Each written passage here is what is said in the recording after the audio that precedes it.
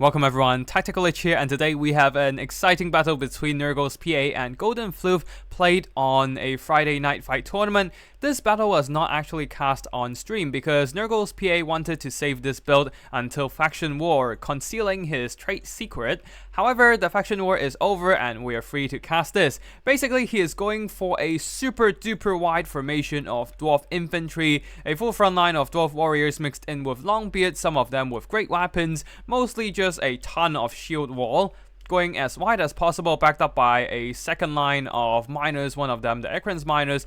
They'll be responsible for clearing out all those Cathay infantry with their explosive charges, basically trying to get close and personal and overwhelm the Cathay troops with sheer numbers.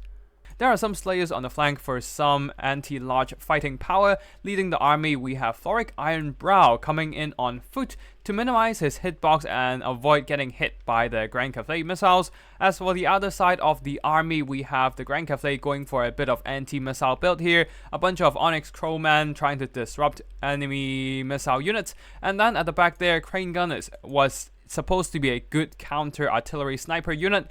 And then two Jet Lions coming in with the Missile Mirror. There are no missile units, no regular missile units for them to put their Missile Mirror on. But still, they can use them on the miners with blasting charges, perhaps forcing them to blast themselves with explosives.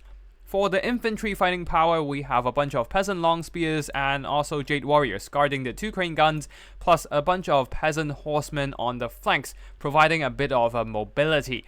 In the skies leading the army, we have a dragon-blooded Shugen Gunlord of Yin Magic coming in with yet again Missile Mirror, as well as Ancestral Warriors for a bit more of armor-piercing fighting force. And that's it for the army builds. Now let's get the battle started. In this battle, the dwarves have no artillery, so all they can do is just rush as fast as possible and get in close and personal, trying to hack through those Peasant Long Spears, while the Peasant Long Spears will be responsible for holding back the Dwarven Tide, while the Crane Gunners with their penetrating, armor-piercing missiles, they're especially effective against a densely packed infantry unit. You can see here they are actually picking apart the Ekran's miners very efficiently, as the bullet strikes multiple models and multiplies their damage. Although their aiming can be a bit too focused onto one side, some of the shots wasted on dead models. Either ways, the dwarves will be pushing while the Cathay will be holding. Jet Lions are jumping into melee combat with the support of all these Onyx Crowmen, trying to disrupt the miners' advances, because they know that if the miners get to throw in those explosive charges, the Peasant Long Spears with their low armor will not be holding on for long. And they have been doing quite successfully so far. Missile Mirror dropping on top of these miners, one of them already blasted themselves, and we'll be seeing these guys absolutely nuking themselves with their own explosive charges, down to half health before they even get into melee combat. Very nice use of Missile Mirror from the Grand Cathay player Golden Floof. However, the rest of the Dwarf army has pushed into melee combat, while the Peasant Long Spears pushing them a little too far ahead, unable to enjoy that harmony buff, and will be quickly broken apart by the Longbeards. If they actually receive some harmony buffs, they will definitely hold a lot longer. After all, Longbeards are mostly a defensive infantry without the greatest melee attack stats at only 30.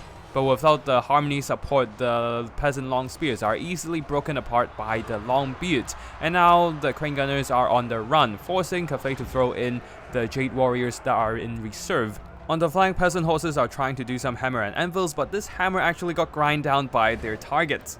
They are trying to charge the Dwarf Warriors, but their lack of armor piercing didn't do much damage, and they themselves took a lot of returning hits. On the far side, some Slayers have been forgotten by Nurgle's PA, but they will be now activated and start pushing towards the Cathay formations.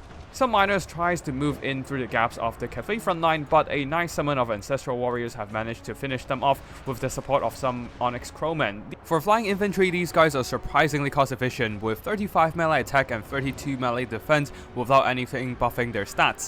And if they are buffed up by Harmony, they can trade even more cost efficiently. The only problem is that they don't exactly have the unit model counts, so in a prolonged melee fight, they will still take damage and get grind down. Similarly, in the front line, all the stubborn dwarves are outlasting the Cathay peasants. The right flank is slightly better with the Crane Gunners still shooting and the Jet Lion providing some armor-piercing melee power. But even when surrounded, the Dwarven elite simply refuses to buckle, continue to hold on against all the Cathay forces. Ancestral warriors are moving in trying to reinforce the front line, but with them almost at their summon limit, they would not be causing too much impact on the battle, though they did manage to disrupt some of these dwarf warriors from advancing towards the crane gunners and forcing them to receive more point-blank shots, now dropping their leadership and HP at the same time. On the other flank, the Grand Cathay infantry are still trying their damnedest to hold back the dwarf infantry incursion. But this is easier said than done, as the overwhelming numbers of dwarf infantry is completely overloading the limited reserves of Grand Cathay. Crane gunners are once again forced to be on the run with the dwarven infantry closing in. Same goes for the other side, with Floric chasing after the crane gunners. Overall, the dwarf horde is slowly but surely gaining control of the battlefield, with their infantry grinding through all the Cathay forces.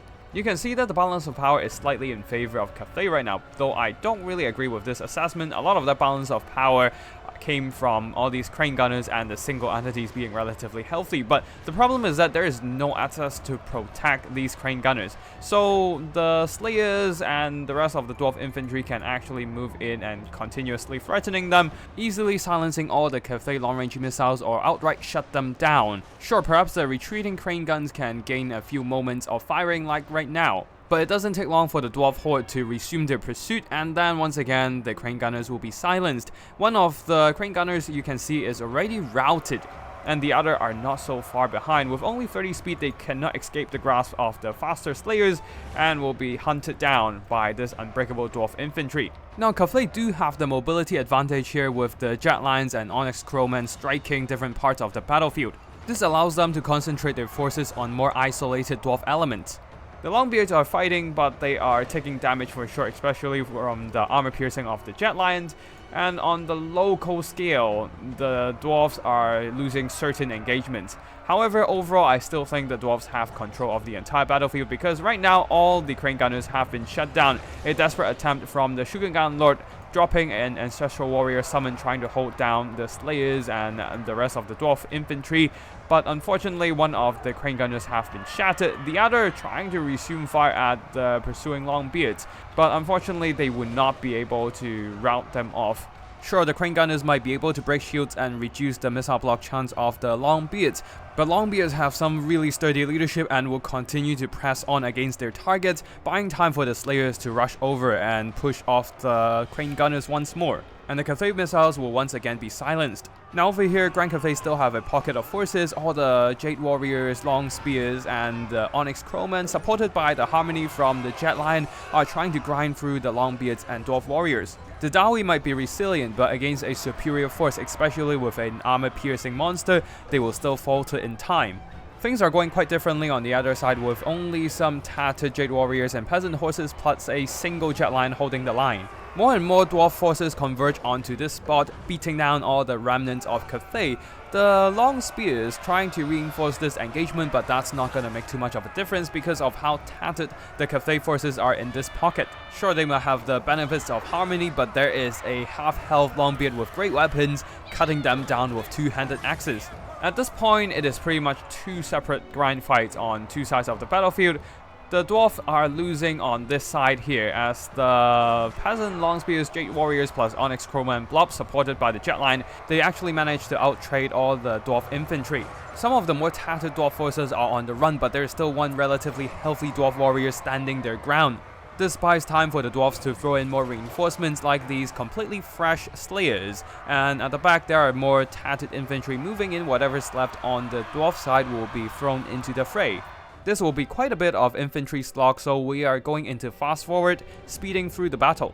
On the far side, the dwarves have cleaned up the rest of the Cathay forces. They are freed up now, but with their sluggish speed, it will take them some time before they can help out their comrades. In contrast, Cathay has some flyers. The Onyx Crowman and the Shogun Lord will be flying over to help out the Jet Lions. Basically, they are trying to converge all the armor-piercing single entities onto this side here, perhaps trying to hunt down Floric Ironbrow with the help of the Shogun Lord, but there are just so many slayers and Longbeards and whatnot joining this fight. And the Jet Lines right now is actually getting debuffed by the Forge Fire ability of Floric Ironbrow, providing that nice minus 15 armor, allowing the Slayers who do not have the most armor piercing to just do a little bit more damage, working down the Jet Lions a little bit faster. Because the Jet Lions are benefiting from the Yin Harmony, they actually don't get any melee stat buffs. That's why the Slayers quickly broke the 2 jet lines, leaving the Shugengan Lord alone in the entire fight, securing victories for the Dawi tide. GG to both Nurgle's PA and Golden Floof. For the army performances, we can see that the Slayers pretty much carried most of the game for the Dwarf army, as they managed to catch the Crane Gunners and grind down the Jet Lions. As for the rest of the army, not doing too much damage overall except for a couple Longbeards, as the melee forces were just mostly there to grind through the Grand Cathay defenses.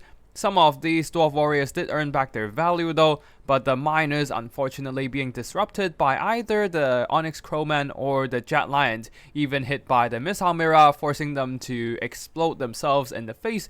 They were not doing a lot of damage throughout this battle. Same goes for Floric Ironbrow, not on his Anvil of Doom, cannot activate his Rune of Doom. As for Grand Cathay, the Jet Lions didn't do much damage because they do not have that kind of melee stat buffs from the Yang Harmony. Instead, they are enjoying Yin Harmony, which mostly buffs missile units. So in the end, in melee performance, they didn't really do that well. While the Crane Gunners, they struggled to recover their own value because the Dwarf infantry were just constantly pushing them. They need some distance for themselves to fire from a safe space, but there was no such safe space for the Grand Cathay army because most of their infantry were tied down or overwhelmed. The super wide and thick shield wall is simply too much for the peasant long spears of Cathay. As for the peasant horses there, they didn't really do that much damage. As soon as they charged in, they got counterattacked and ground down to dust. The Jade Warriors did a little bit better, but due to their lack of armor piercing, they didn't do too well either. Onyx Crowman, a very good cost-efficient flying infantry unit, but against dedicated melee infantry, they simply lack the numbers to outtrade their opponent. And yeah, that's it for today's battle. I hope you all enjoy it, and if you want to see more Total War Warhammer multiplayer action, be sure to subscribe to my channel. Thank you for watching, and I'll see you in the next one. Tactical Lich, signing out.